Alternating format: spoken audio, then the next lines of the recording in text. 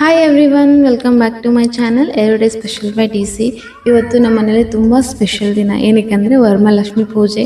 Every year ನನಗೊಂದು favourite festival ಅಂತಂದರೆ ಅದು ವರಮಹಾಲಕ್ಷ್ಮಿ ಪೂಜೆ. ಓಕೆನಾ, ಈ ಫೆಸ್ಟಿವಲ್ ಬಂತು ಅಂತಂದರೆ ಆಲ್ಮೋಸ್ಟ್ 108 ತಲೆಯಲ್ಲಿ ಓಡ್ತಾ ಇರುತ್ತೆ. ಏನು ತರಬೇಕು, ಹೆಂಗೆ ರೆಡಿ ಮಾಡಬೇಕು, ಏನೆಲ್ಲ ಅಂತ. ಅದು ಪೂಜೆ ಅನ್ನೋದು ಸ್ಟಾರ್ಟ್ ಆಗಿಬಿಡುತ್ತೆ ಒನ್ ಡೇ ಬಿಫೋರೇ. ಬನ್ನಿ ನೋಡೋಣ ಈ ವ್ಲಾಗಲ್ಲಿ ನನ್ನದು ವರಮಹಾಲಕ್ಷ್ಮಿ ಪೂಜೆ ಹೇಗಿತ್ತು ಮತ್ತು ಹೇಗಾಯಿತು. ಇದು first time after marriage, first time ಅವ್ರ ಮನೇಲಿ ಸೆಲೆಬ್ರೇಟ್ ಮಾಡ್ತಾ ಇರೋದು ವರಮಹಾಲಕ್ಷ್ಮಿ ಪೂಜೆ. ಬನ್ನಿ ಈ ಬ್ಲಾಗಲ್ಲಿ ಕಂಪ್ಲೀಟ್ ಡೀಟೇಲ್ಸ್ನ ನಿಮಗೆ ಕೊಡ್ತಾ ಹೋಗ್ತೀನಿ. ಸೊ ಫೆಸ್ಟಿವಲ್ ಅಂತಂದರೆ ಆಲ್ಮೋಸ್ಟ್ ಒನ್ ಡೇ ಬಿಫೋರೇ ಸ್ಟಾರ್ಟ್ ಆಗಿಬಿಡುತ್ತೆ ಆಯಿತಾ.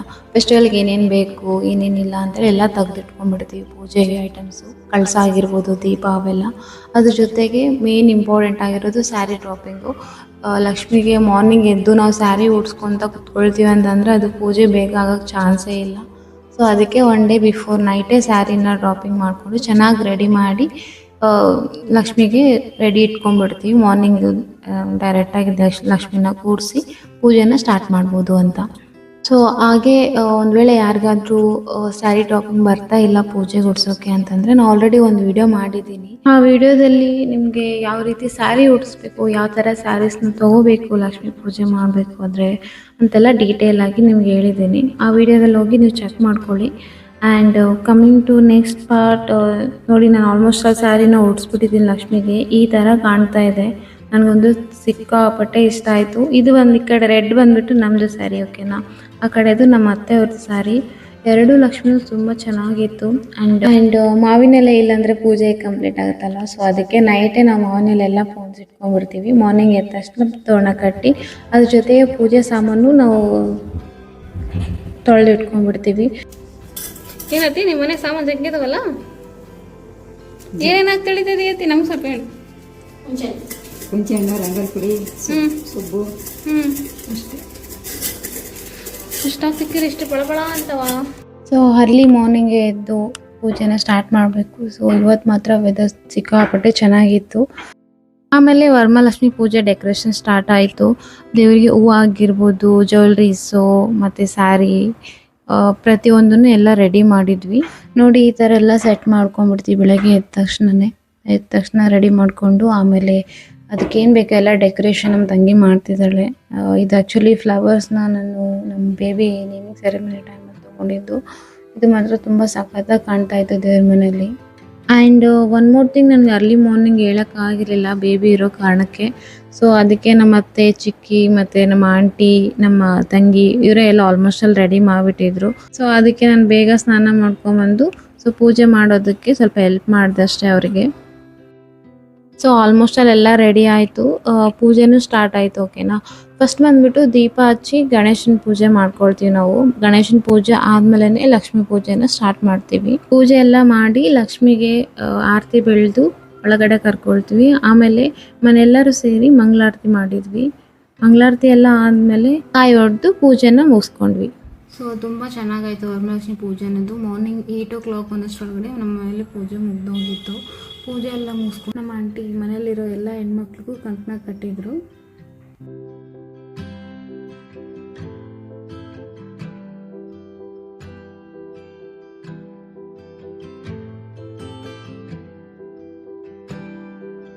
ಆಮೇಲೆ ನಾವು ದೇವಸ್ಥಾನಕ್ಕೆ ಹೋಗಿದ್ವಿ. ಇದು ಬಂದುಬಿಟ್ಟು ನಮ್ಮ ಮನೆ ಹತ್ರ ಇರೋದೇ ದೇವಿ ಟೆಂಪಲ್ಲು. ಇದು ತುಂಬ ಚೆನ್ನಾಗಿದೆ, ರೀಸೆಂಟಾಗಿ ಬಿಲ್ಡ್ ಮಾಡಿರೋದು, ಬಟ್ ಅಷ್ಟೇ ಪವರ್ಫುಲ್ಲು ಅನ್ನೋದು. ಆ್ಯಂಡ್ ಈ ದೇವ್ರು ಮಾತ್ರ ಅಲಂಕಾರ ತುಂಬ ಚೆನ್ನಾಗಿ ಮಾಡಿದರು. ನನಗಂತೂ ತುಂಬ ಇಷ್ಟ ಆಯ್ತು ಆ್ಯಕ್ಚುಲಿ.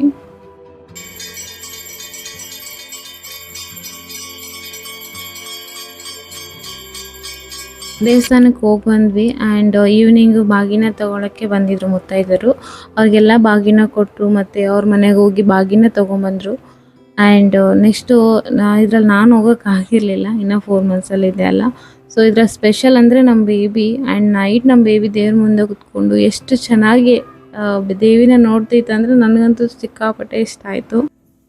ಭಾಗ್ಯದ ಲಕ್ಷ್ಮೀ ಬಾರಮ್ಮ ನಮ್ಮಮ್ಮ ನೀನು, ಸೌಭಾಗ್ಯದ ಲಕ್ಷ್ಮೀ ಬಾರಮ್ಮ, ಹೆಜ್ಜೆಯ ಮೇಲೊಂದು ಹೆಜ್ಜೆ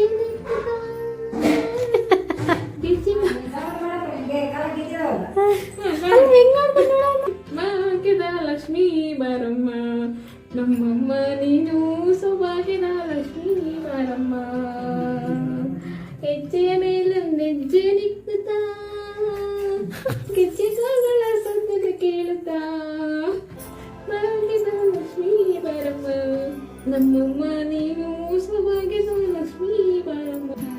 ಸೊ ಇದು ಬಂದ್ಬಿಟ್ಟು ನೆಕ್ಸ್ಟ್ ಮಾರ್ನಿಂಗ್ದು ವರಮಹಾಲಕ್ಷ್ಮಿ ಪೂಜೆ ಆಗಿರೋ ನೆಕ್ಸ್ಟ್ ಮಾರ್ನಿಂಗು.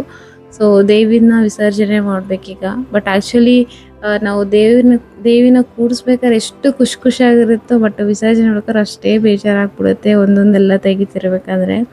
ಸೊ ವಿಸರ್ಜನೆ ಮಾಡಲೇಬೇಕಾಗತ್ತಲ್ವ. ಸೊ ನೆಕ್ಸ್ಟ್ ವಿಸರ್ಜನೆ ಮಾಡಬೇಕಾದ್ರೆ ನಾವು ದೇವಿನ ಸ್ವಲ್ಪ ಅಲ್ಲಾಡಿಸಿ ಮಾರ್ನಿಂಗು ಪೂಜೆ ಮಾಡಬೇಕು. ಪೂಜೆ ಮಾಡಾದ್ಮೇಲೆ ಒಂದೊಂದಾಗಿ ಎಲ್ಲ ತೆಗಿಬೇಕಾಗತ್ತೆ.